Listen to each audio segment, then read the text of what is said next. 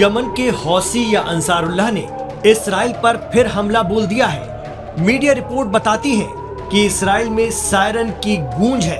इधर America Yemen में हौसियों के फौजी ठिकानों और शहरों पर एयर स्ट्राइक को अंजाम दे रहा है। लेकिन एक्सपर्ट मानते हैं कि अमेरिका करीब 1 साल से यमन के हौसियों से लड़ रहा है रेड सी या लाल सागर खाली कराने के लिए, लेकिन अब तक उनसे पार नहीं पा पाया है। तारीख बताती है कि इससे पहले करीब 35 मुस्लिम मुल्कों ने हूतियों के खिलाफ अलायंस किया था और खूब हमले किए थे, लेकिन 1-1.5 साल में वो भी पस्त हो गए थे और अमेरिका के जरिए बनाया गया ये गठबंधन भी टूट गया।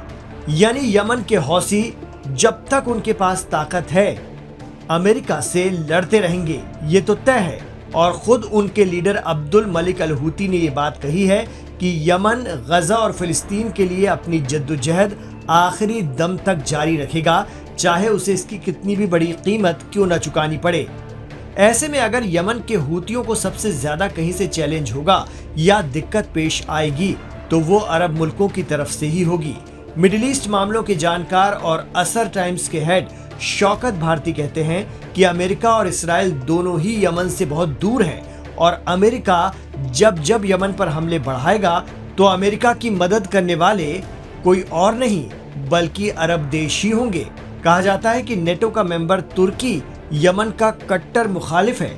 सऊदी अरब तो हौसियों से पहले भी भिड़ चुका है और यमन के सबसे करीब है।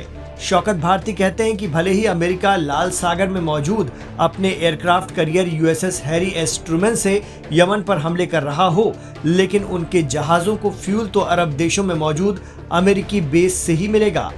इस तरह अरब देश ही गजा के लिए इसराइल और अमेरिका से भिड़ रहे हूती फाइटर्स के नुकसान की वजह बनेंगे। जानकार मानते हैं कि पिछले कुछ दिनों में गजा में सीज फायर के कमजोर होने से मिडिल ईस्ट के उन मुल्कों का असली स्टैंड भी सामने आ गया जो इस बातचीत का हिस्सा हैं। इसराइल के जरिए रमजान में गजा पर हुए ताज़ा हमले और उसमें सैकड़ों लोगों की मौत के बाद भी जंग बंदी की बातचीत जारी रखने का क्या ड्रामा नहीं किया जा रहा है, ये बड़ा सवाल है। कतर में चल रही बातचीत से अरब देश पीछे हटने की हिम्मत नहीं जुटा पा रहे हैं। इतने ही नहीं, ये वही अरब देश हैं जो ईरान पर दबाव बनाते हैं कि इसराइल या किसी भी मुल्क पर हमला न करना, हम बातचीत कर रहे हैं। आरोप लगता है कि हमास और हिजबुल्लाह को सीज़फायर में उलझाकर अरब मुल्क इन्हें कमजोर कर रहे हैं। इससे इसराइल को तक़वियत मिलती है और वो जब चाहे जैसे चाहे हमले अंजाम दे रहा है। इसके बाद भी अरब देशों का रवैया निंदा या मजम्मत तक ही महदूद रहता है, सीमित रहता है। जानकार मानते हैं कि अरब देश सीरिया में अबू मोहम्मद जौलानी को तो सपोर्ट करते हैं, जिनका अलकायदा, ISIS जैसी तंजीमों से नाता रहा है, लेकिन यमन के हौसियों की मदद तो दूर, उनके नुकसान की सबसे बड़ी वजह भी यही बनेंगे।